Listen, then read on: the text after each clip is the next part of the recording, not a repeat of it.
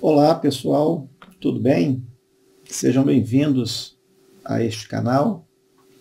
Você realmente entrou no meu perfil de pastor, então não estranhe o conteúdo deste vídeo. Afinal de contas, eu, além de ser pastor, também sou professor de língua portuguesa e recentemente fui convidado para ministrar 2 aulas sobre a língua portuguesa na oratória, para um curso básico de formação de professores de escola dominical e de pregadores também, né, da palavra do Senhor. E pensando nisso, eu percebi que existe sim uma grande dificuldade de muitas pessoas com algumas questões envolvendo a nossa língua portuguesa.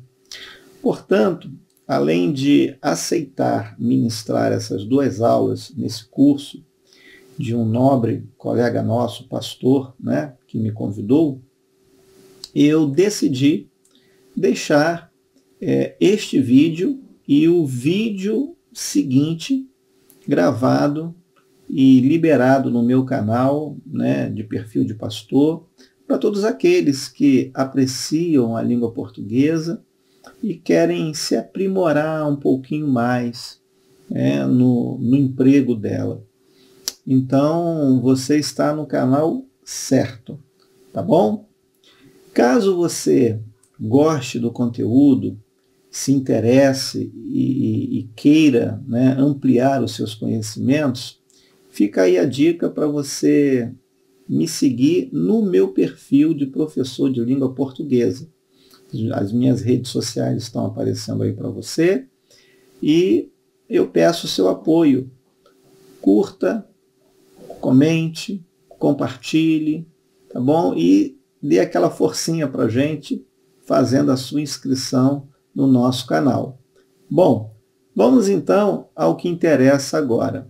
Olha aí, o uso do vernáculo na oratória.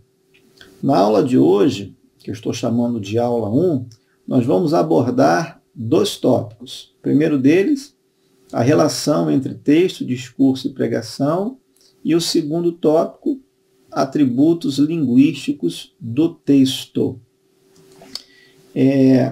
Vamos observar o seguinte: o que é vernáculo?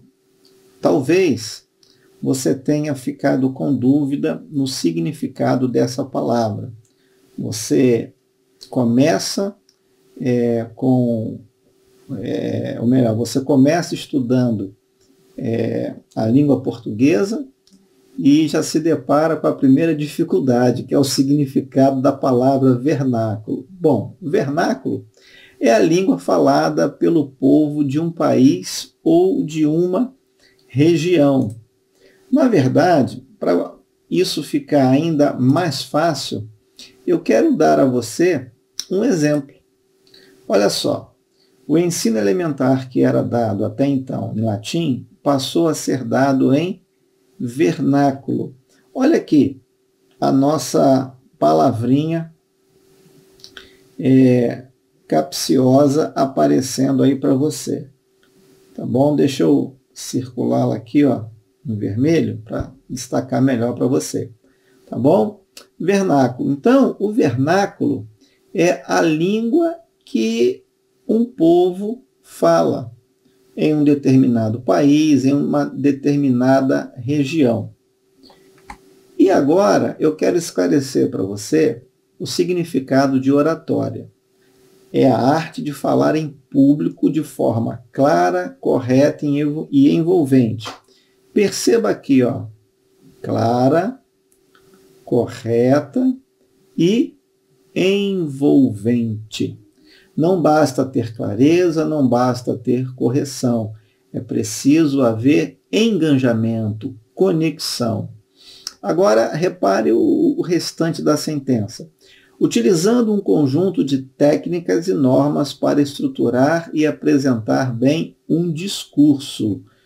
olha aqui, ó, já aparece para você a expressão discurso.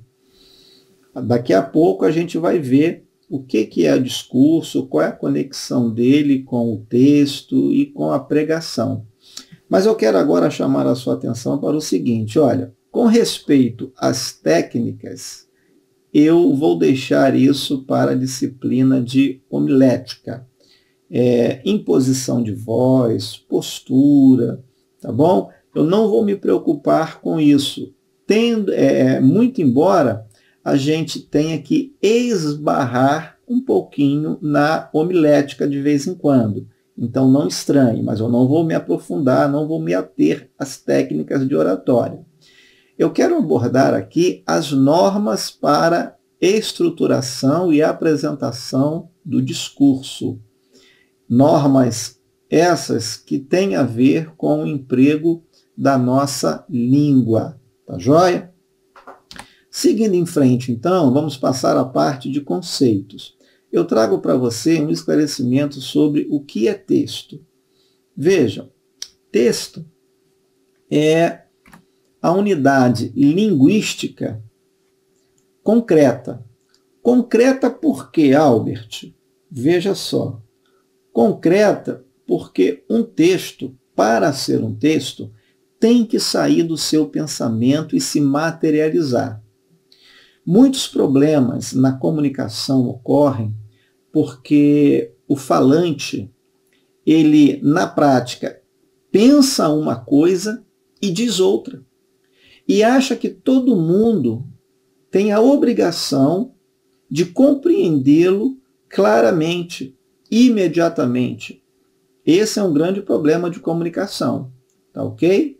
O texto, ele se torna de fato um texto e estabelece a comunicação quando o ouvinte, que é o nosso interlocutor, é capaz de compreender a mensagem. Então, por isso que não adianta você pensar de um jeito e falar de outro jeito e querer que a pessoa entenda ou adivinhe o que você tem na cabeça. Tá joia? Mas vamos em frente. Unidade linguística concreta, verbal ou não verbal. Olha só, verbal tem a ver com palavras. Então vamos colocar aqui, ó, palavras, tá bom? Ó, anote aí. Verbal tem a ver com as palavras, que podem ser escritas num papel ou podem ser simplesmente pronunciadas, faladas.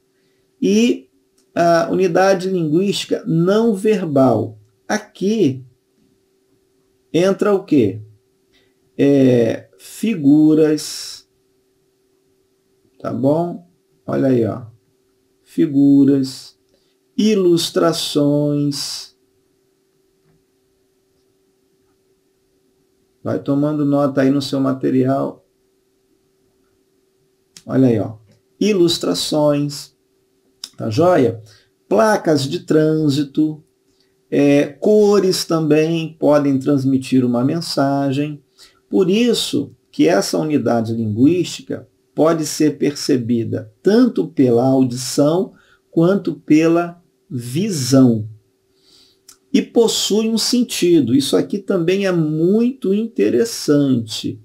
Todo texto tem que ter sentido, ou seja, o texto ele tem que ser coerente, tá bom? Não basta você juntar palavras ou expressões. Isso sim tem que acontecer, mas de forma sistemática, de maneira que as normas da nossa gramática sejam respeitadas e de forma também que haja uma coerência com o mundo em que nós vivemos. Então, se um texto ele não faz sentido, ele é sem pé e sem cabeça, na verdade, a rigor, ele não é nem um texto. Nós nem poderíamos chamar esse conjunto de palavras, esse amontoado de palavras de texto. Tá joia? É por isso que alguns teóricos dizem que a coesão, embora seja um elemento muito importante no texto, o principal mesmo é a coerência, é o sentido.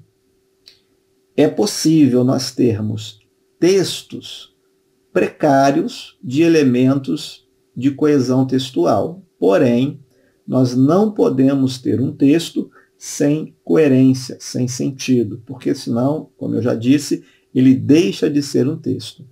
E aí ele apresenta intenção comunicativa.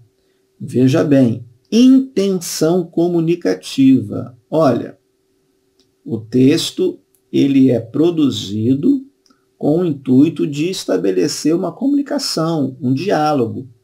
Por isso que não basta apenas o locutor, ou o escritor, ou o autor, entender. É necessário que o seu interlocutor também o compreenda. Então eu trago agora alguns exemplos de manifestações textuais. Então você tem a música, você tem poema, você tem carta, você tem charge, você tem o cartaz. Olha aí, ó, foi o que eu disse. Placas de sinalização. Quando você anda na rua, por exemplo, e olha para aquelas placas, né, de trânsito, os semáforos, dobra à esquerda, dobra à direita, proibido parar, proibido estacionar, aquelas placas são exemplos de textos não verbais. A intenção comunicativa ali é muito clara. Elas fazem sentido no mundo real, no mundo em que nós vivemos. Tá bom? E a charge aqui merece também uma atenção. Por quê? A charge, ela conjuga o texto verbal, ou seja, palavras, com o texto não verbal. Você tem desenhos, figuras. Daqui a pouco eu vou dar um exemplo de charge, você vai poder visualizar isso muito bem. Bom, agora que você já entendeu o que é texto, eu quero que você entenda o que é discurso. Tá ok? Discurso. O discurso é a atividade comunicativa entre interlocutores. Tá? Então, vamos só deixar isso bem claro. Ó. Interlocutores. Então, você tem aqui o falante e você tem aqui o ouvinte. Tá? Ou você tem o escritor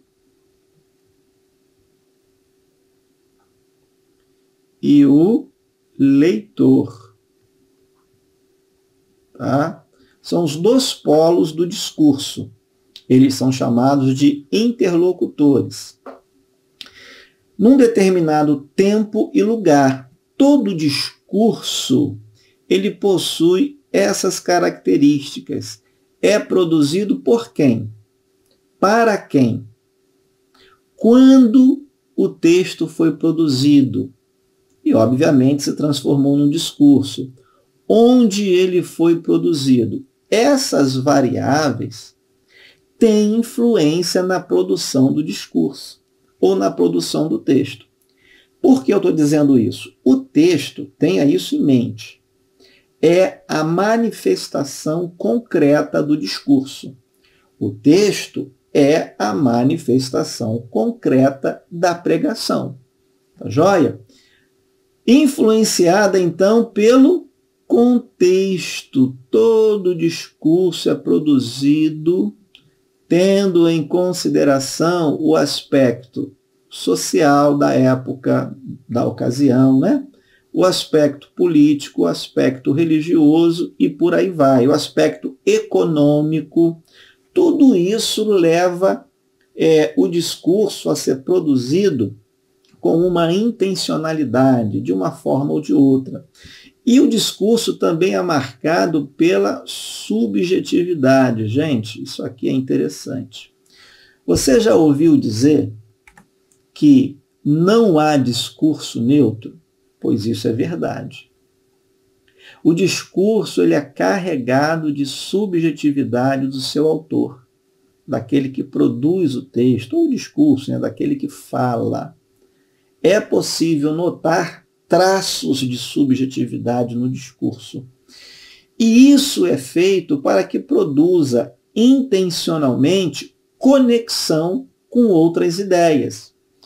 E aí, conexão com outras ideias, a partir daqui nós poderemos ter o que nós chamamos de vai tomando nota aí, intertextualidade. Olha só. Tá? Intertextualidade é quando um texto remete a outro texto. Ou, falando de outra maneira, é quando um texto se comunica com outro texto. Ou para contrariá-lo, ou para nele se apoiar. Geralmente é para se apoiar. E aí você usa, por exemplo, a opinião de especialistas no assunto, você se apropria de opiniões, de argumentações, de provas científicas, ou do discurso de uma autoridade, seja uma autoridade no campo político, no campo econômico, no campo religioso, você traz essa fala para dentro do seu texto ou do seu discurso, e aí você forma o que nós chamamos de ideologia. Olha aí, ideologia. Até aqui tudo bem, pessoal? Tranquilo? Pois então, vamos em frente. Agora, eu quero que você perceba um exemplo clássico aqui de charge, tá bom? Um exemplo de charge. Veja, a charge, como eu disse para você, ela tem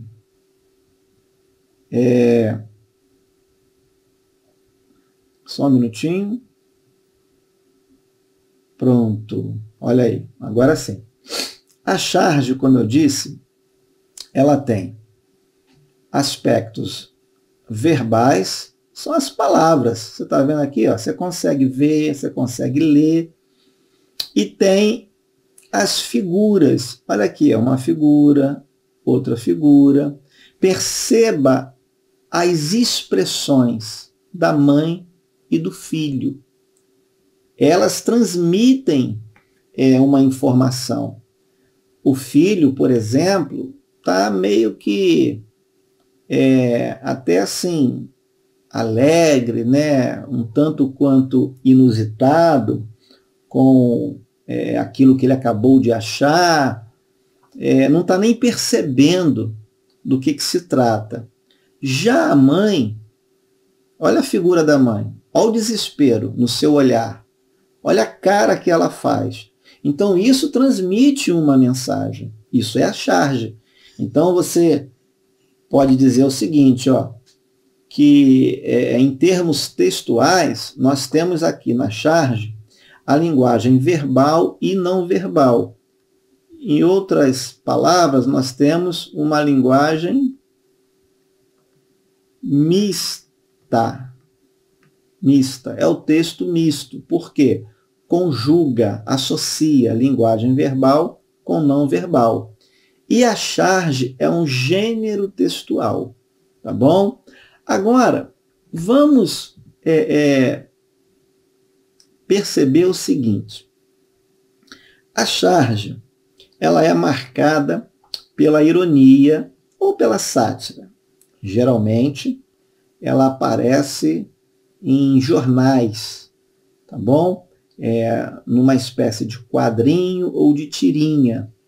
e contém desenhos de personagens, né, de forma bem caricata, e envolve acontecimentos da atualidade. Pode ser do campo político, do campo econômico, do campo cultural, do campo esportivo e por aí vai. Então, sabendo disso, como é que a gente poderia fazer uma análise discursiva desse texto, dessa charge? Ora, há uma crítica, tá, de forma irônica. O autor da charge tem uma intenção, fazer uma crítica. E ele se fundamenta, ou ele se baseia na situação sociopolítica do Rio de Janeiro. Tá? Você consegue ver aqui, ó, Rio de Janeiro. Bom, olha lá. É o quê? O local. O local. Tá? Olha o aspecto aí.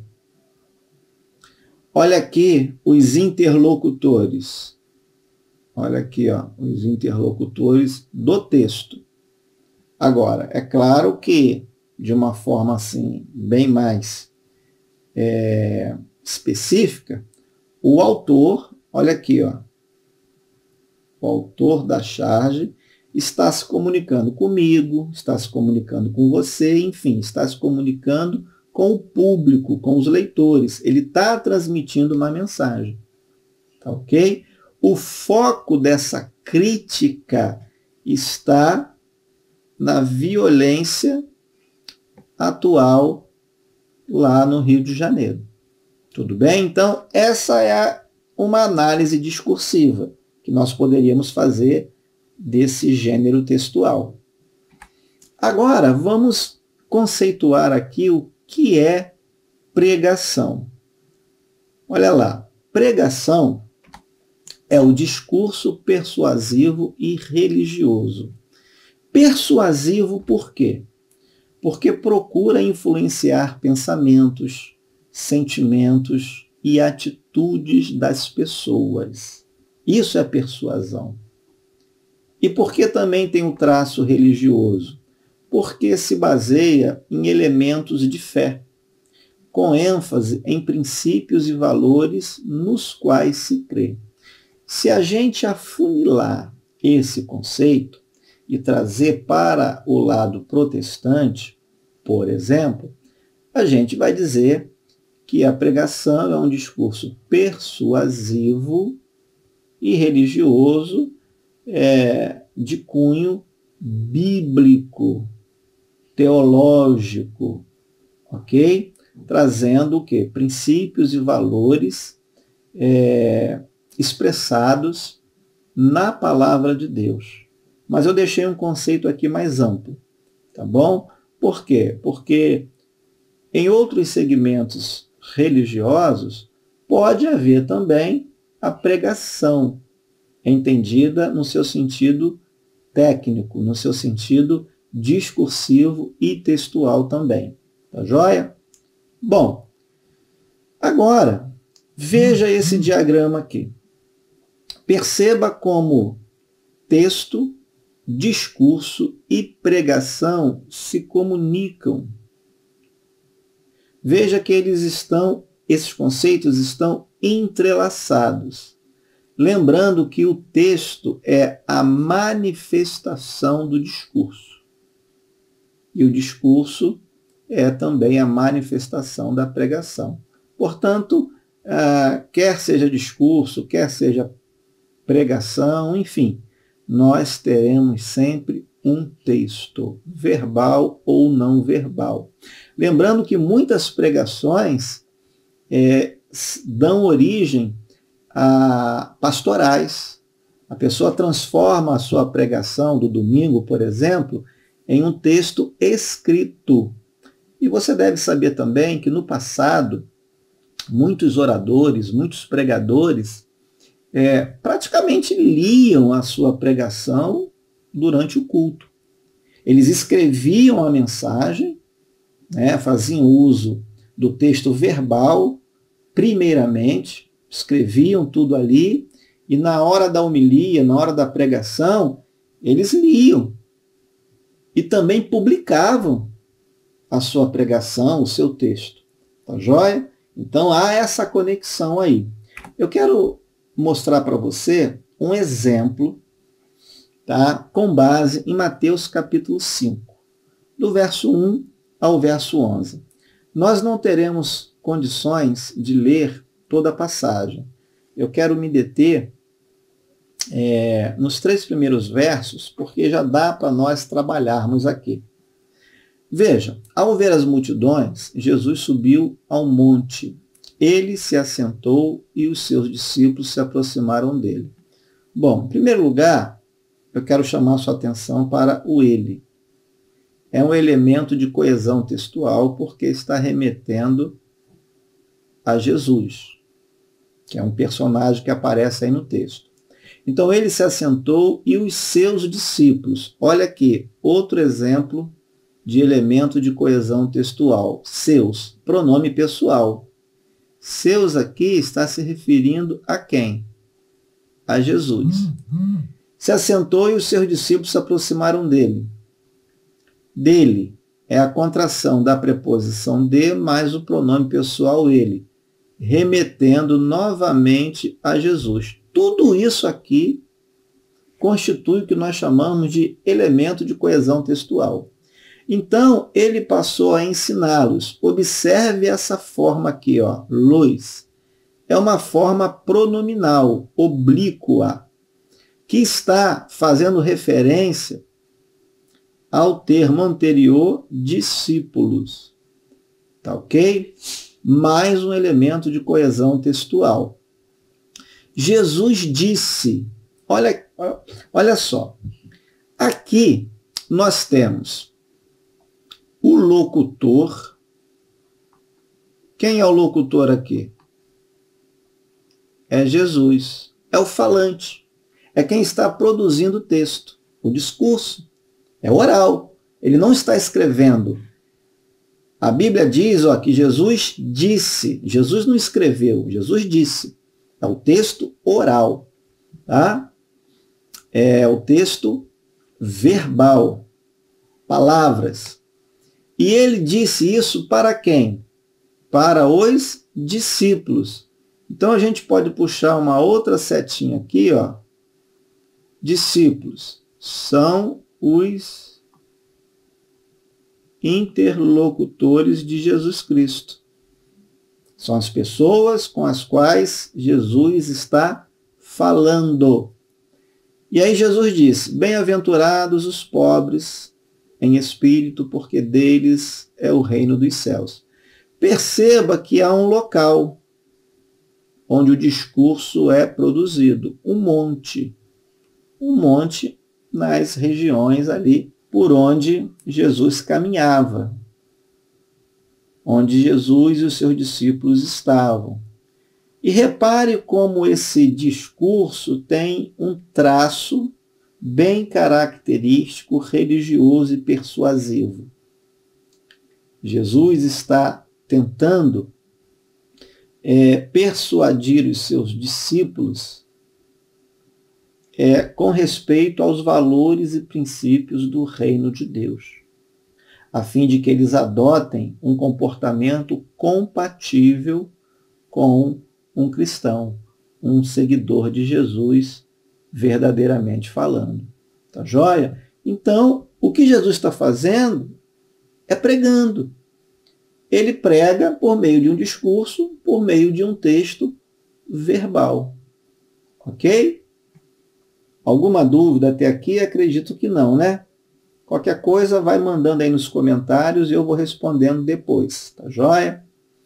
Bem, agora nós vamos avançar um pouquinho e falar sobre atributos linguísticos do texto. Tá bom? Atributos linguísticos do texto. Perceba essa figura. É de um trabalhador que está serrando uma madeira. Talvez ele seja um marceneiro, esteja construindo algum móvel, e parece que ele precisa diminuir o tamanho da peça. para que ela fique bem adequada à ocasião. Bom, essa figura ilustra bem o que nós chamamos de concisão e objetividade. Esses dois atributos caminham unidos, de mãos dadas, tá certo? A concisão tem a ver com a objetividade. Como é que a gente pode conceituar isso aí? É transmitir mais informações com menos palavras. Isso é o que nós chamamos de economia linguística. Aquele texto que fica dando voltas, aquela prolixidade, aquela verborreia, né, para a gente brincar um pouquinho aqui e descontrair, não está com nada. Não está com nada. A pessoa fala e foge da ideia principal, daquilo que realmente é importante, daquilo que realmente é a essência do que se pretende tratar. Então, muito cuidado com as ideias secundárias. Nós precisamos enxugar o texto, aparar a gordurinha, fazer uma lipoaspiração no texto, para deixar aquilo que realmente é importante para a nossa audiência. Então, veja, o que contribui com a concisão e a objetividade? Conhecimento do assunto ou do tema que você vai tratar, tá bom? Você precisa também fazer a distinção entre ideias fundamentais e ideias secundárias. E você precisa ainda separar um tempo para revisar o seu texto. Há sempre alguma coisa a ser cortada, principalmente quando você escreve à primeira mão. Se você tiver tempo, for uma pessoa sensata, organizada, equilibrada e fizer uma revisão no que você acabou de escrever, você vai perceber que há elementos ali que podem ser cortados, escritos de uma forma mais sucinta, mais objetivo, para dar mais fluidez ao seu texto, à sua pregação, ao seu discurso. Agora, cuidado com uma coisa, tá? Há uma diferença que precisa ser observada entre economia linguística e economia de pensamento. Muito cuidado com isso. Uma coisa é uma coisa, outra coisa é outra coisa. Tá joia? Olha só.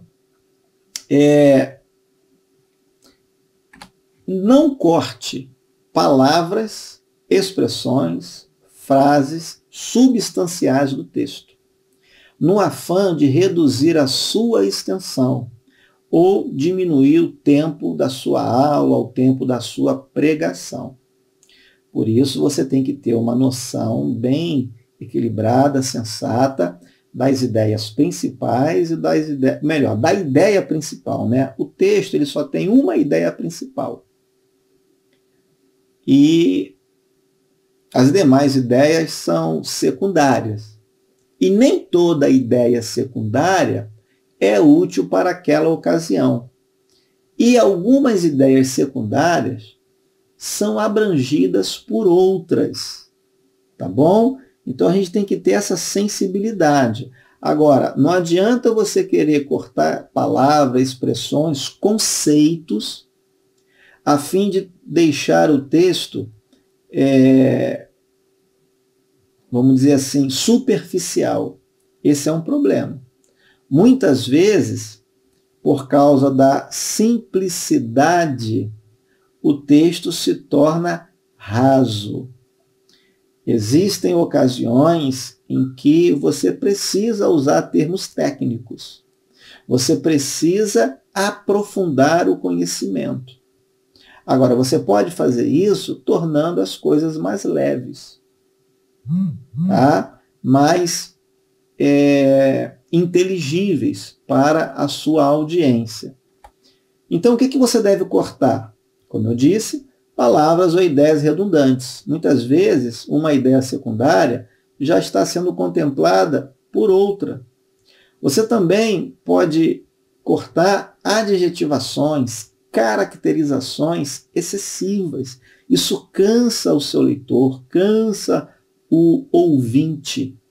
Ilustrações ou exemplos inapropriados. Às vezes, certas ilustrações ou exemplos podem deixar o auditório ou o seu leitor constrangido. Às vezes, o seu exemplo é inapropriado porque não diz respeito à realidade dos seus interlocutores, ao cotidiano deles. Então, não faz sentido algum. Então, você tem que ter essa sensibilidade também. E você também deve cortar elementos que pouco ou nada acrescentam à ideia central. Sabe aquela sensação de ficar dando voltas, andando em círculo, patinando? A pessoa parece que não sai do lugar, o tempo está passando, o texto está sendo desenvolvido, o número de linhas está aumentando, só que a informatividade é mínima. Então, o seu texto, ou o seu discurso, a sua pregação, acaba ficando o quê? Desinteressante, desestimulante. Tá bom? Vamos a um exemplo? Olha esse texto. O que você acha? Apurado com impressionante agilidade e precisão naquela tarde de 2009, o resultado da consulta à população acreana, verificou-se que a esmagadora e ampla maioria da população daquele distante estado manifestou-se pela efusiva e indubitável rejeição da alteração realizada pela Lei nº 11.662 de 2008. Não satisfeita, inconformada e indignada, preste atenção. Olha as adjetivações. Olha a prolixidade. Olha o rodeio para se atingir o objetivo. Então vamos lá. Não satisfeita, inconformada e indignada com a nova hora legal vinculada ao terceiro fuso, a maioria da população do Acre demonstrou que a ela seria melhor regressar ao quarto fuso, estando 5 horas a menos que em Greenwich. Bom, um tanto prolixo, não é verdade? Mas agora eu quero propor a você uma reescritura. Veja que a ideia principal é preservada. Porém, o texto agora está bem mais enxuto. Está mais coeso, mais objetivo. Se não, vejamos.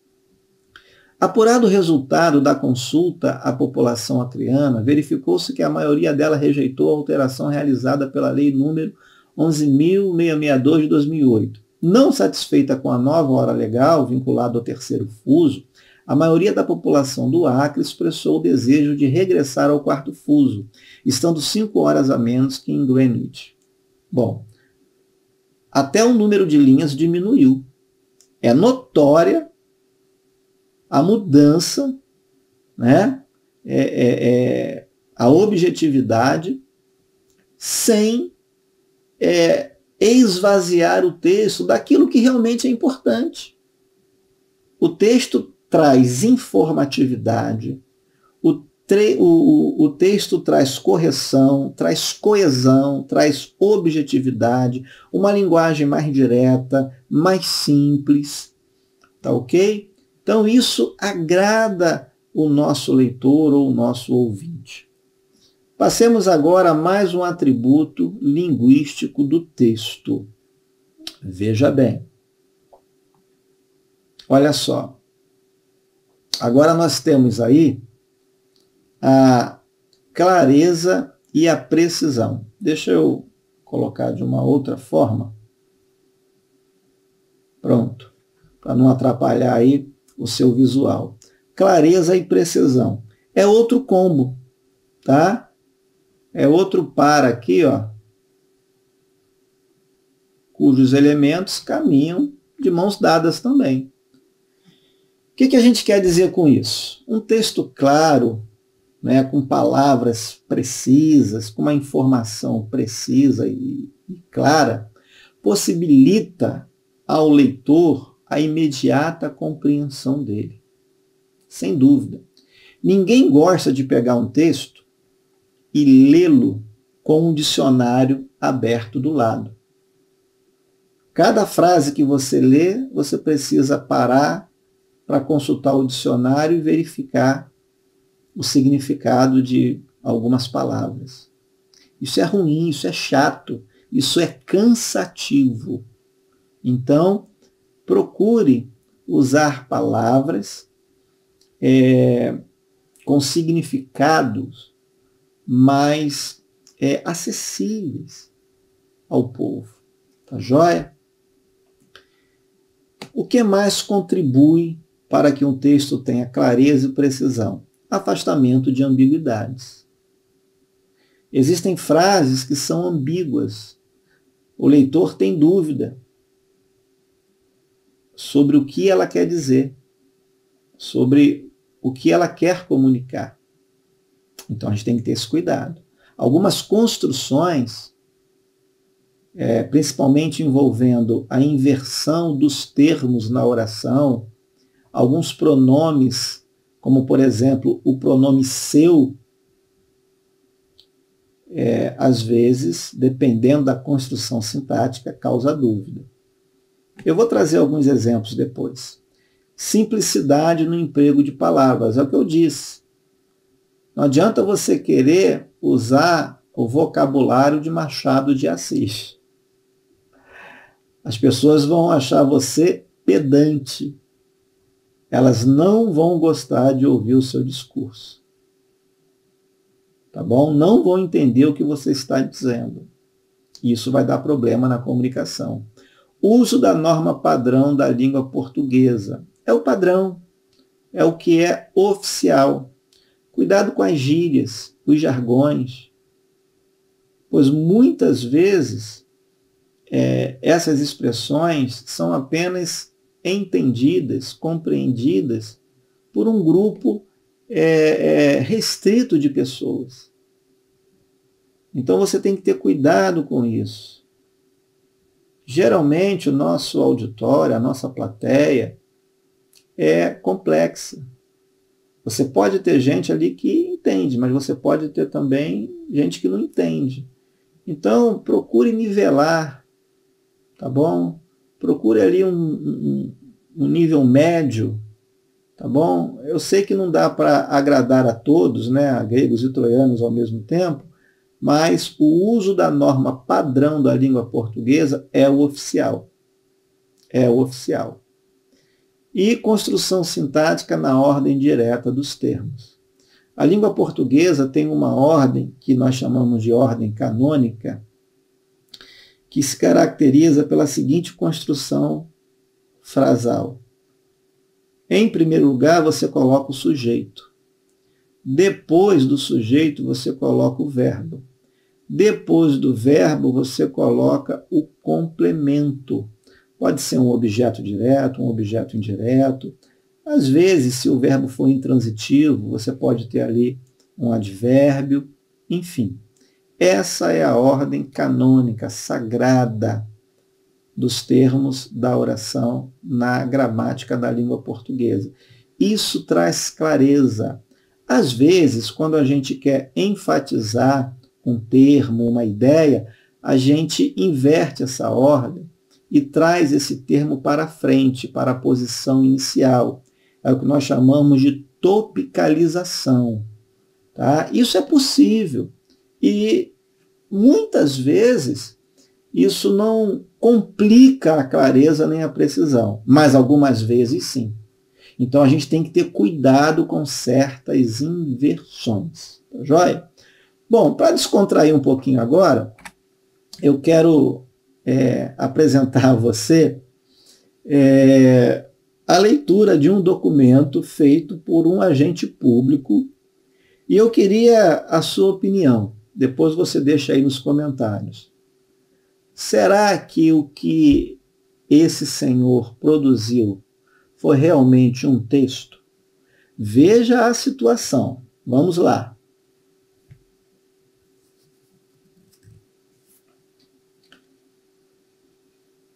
Opa, só um minutinho. Agora sim, agora foi. Declaro aberta a 41ª reunião ordinária. Convido o vereador Marco de Bria para que faça a leitura da reunião ordinária, primeira sessão legislativa consta do ofício 1017, memorando executivo, para morar em Maria da Raia, sem votar discutida a matéria da Maria da Raia,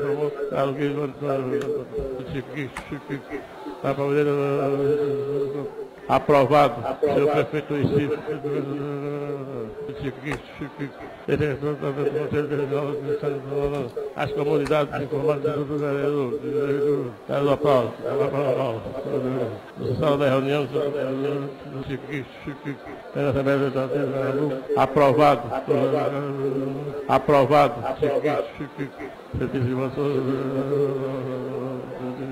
aprovado, lei da ata, senhor presidente. Pois é. Então, o que você achou? Isso é um texto? Isso é um discurso? A comunicação foi estabelecida? É claro que não, né? Então a gente tem que ter cuidado quando a gente se dirigir à nossa plateia, ao nosso auditório. É claro que isso tem mais a ver com dicção, com técnica de oratória, né? Não é muito o foco da nossa aula aqui. Mas eu trouxe isso para você compreender que um texto, ele precisa ter intenção comunicativa. E a comunicação só se estabelece quando as partes envolvidas se entendem. Como eu disse no início, não adianta você, na sua mente, entender o que você quer dizer. Se você quer se comunicar com alguém, esse alguém tem que entender o que você também diz. Imagine você numa plateia ouvindo uma pregação em alemão e você não conhece nada de alemão. Eu pergunto, a comunicação foi estabelecida ali? É claro que não. Então a gente tem que ter esse cuidado também. O nosso auditório, a nossa audiência precisa nos entender. Nós precisamos ser claros, precisos, objetivos, corretos no uso da linguagem, tá bom? Vamos em frente agora e passar para mais um atributo linguístico do texto. Agora é o quê? Coesão e coerência. Mais um casal 20. Olha aí. Outro casal 20. Tá joia? Esses elementos ou esses atributos caminham juntos, lado a lado. Tem a ver com a conexão entre as palavras, as orações, os períodos e os parágrafos. É a relação lógica entre as ideias principal e secundárias. Tem a ver com a inteligibilidade da mensagem. Tá joia? Um texto tem uma tese, uma pregação, já que nós estamos focando aqui na pregação, ela tem uma tese. E essa tese, ela precisa ser defendida com argumentos. Então, a tese é a ideia principal. Essa ideia principal, ela é amparada, ela é ali suportada, no sentido de receber suporte pelas ideias secundárias, que se transformam em argumentos. Tudo isso tem que estar conectado entre si. As palavras, as frases, os parágrafos. Isso é coesão. E essa conexão vai dar coerência.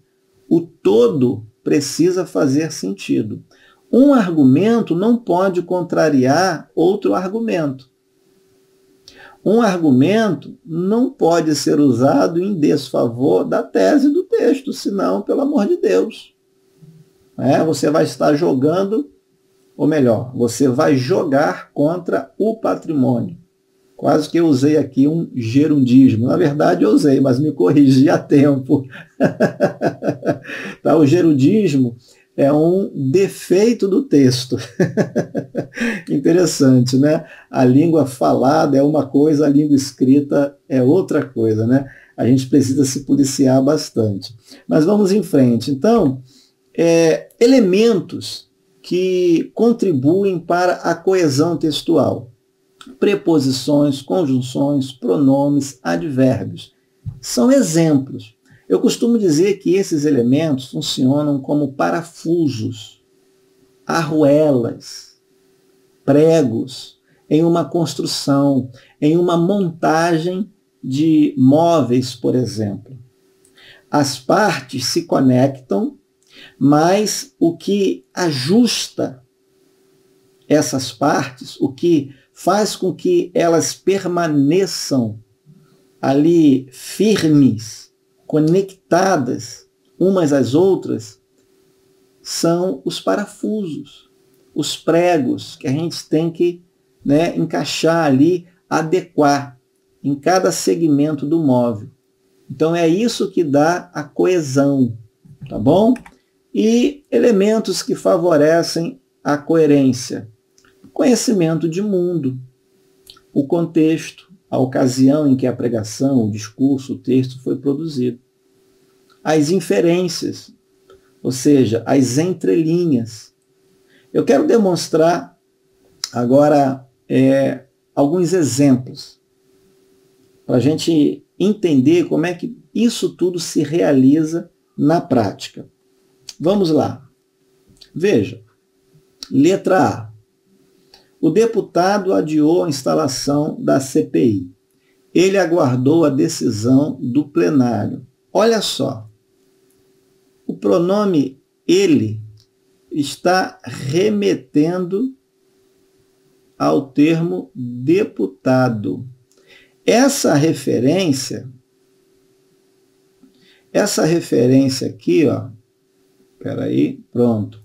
Essa referência é o que nós chamamos de coesão. Coesão anafórica. Olha aí. Coesão anafórica é a referência a um termo anterior. Coesão catafórica é a referência a um termo posterior. Tá bom? Vamos ver agora a letra B. O TCU apontou estas irregularidades. Veja bem, ó. Estas irregularidades. Estas quais? Olha aqui, ó. Falta de assinatura e de identificação no documento. Agora, a referência é feita a termos que vêm logo em seguida. Então, a coesão aqui, ó, opa, peraí.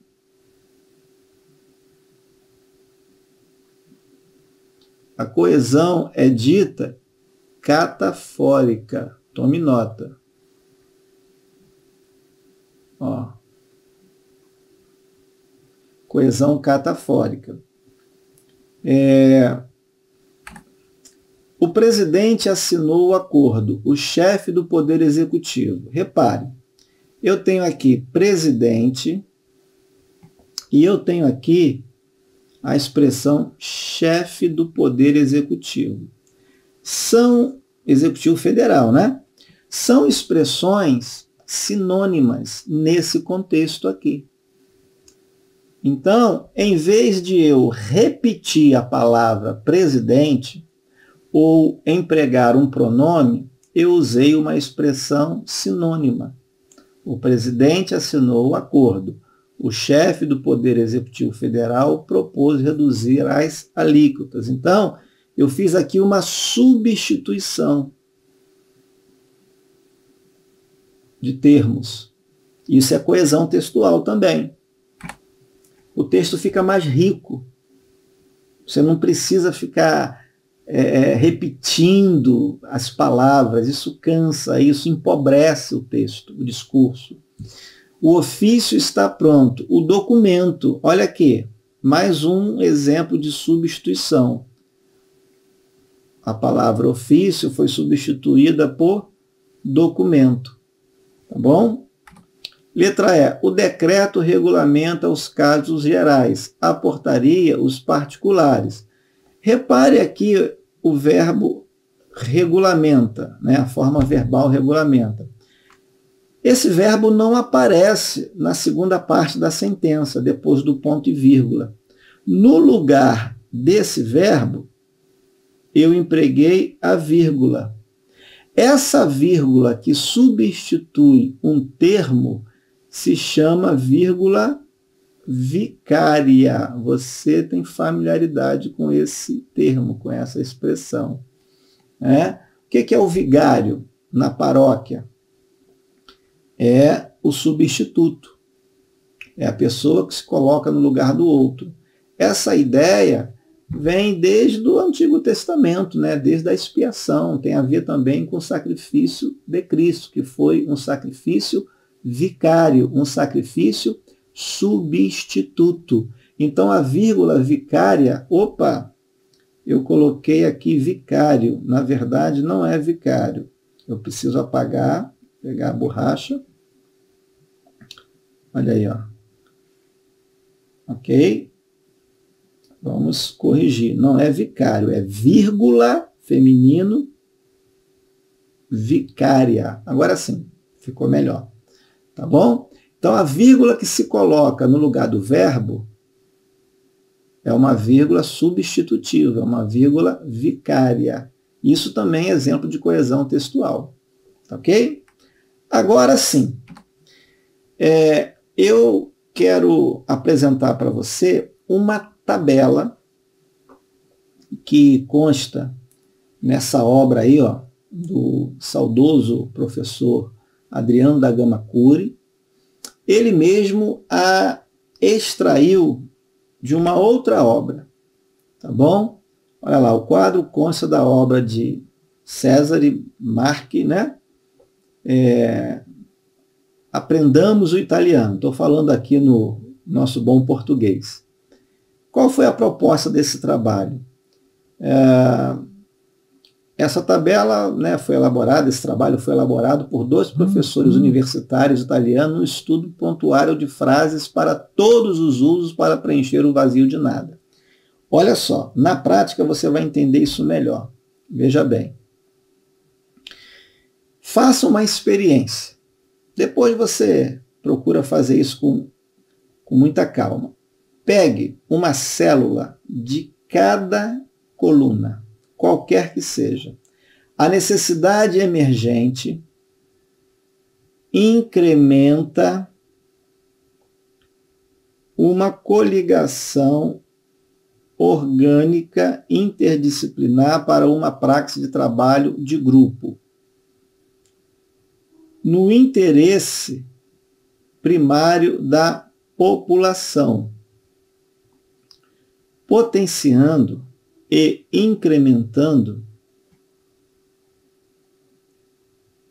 com as devidas e imprescindíveis enfatizações o quê?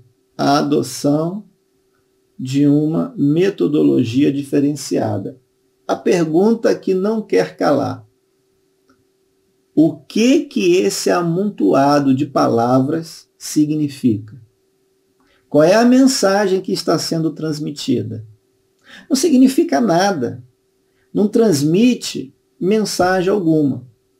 E perceba que essas palavras têm até elementos de conexão entre si, porém não fazem o menor sentido. É por isso que eu disse: não basta ter coesão, correção, clareza. Um texto só é texto se houver sentido. Tá bom? Você pode fazer diversas experiências aí. Tá legal? Você vai perceber que nada faz sentido. Bom, esse é o recado que eu gostaria de dar a vocês. Tá bom? Se você gostou, me siga aí no meu perfil de professor. Aí estão as minhas redes sociais. E comente, curta, compartilhe, dá uma força para a gente aí no nosso canal, aí como professor também. E até a aula número 2.